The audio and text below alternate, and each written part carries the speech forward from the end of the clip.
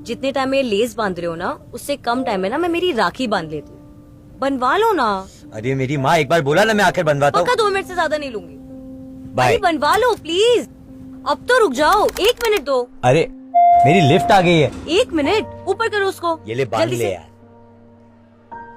ये यहाँ देखा कितना टाइम लगा, खामखा चिल्ला रहे थे। जाओ अब। तेरे 1 मिनट के चक्कर में लिफ्ट चले गई। अब ये 20 माले पे 10 मिनट लेगी लिफ्ट आने के लिए, और मेरे को कहीं और होना था। तुझे मालूम है कितना इंपॉर्टेंट काम था मेरे को? अरे देखो लिफ्ट गिर गई। लिफ्ट में कोई है क्या? भाई कोई एम्बुलेंस को बुलाओ। वॉचमैन आ जल्दी।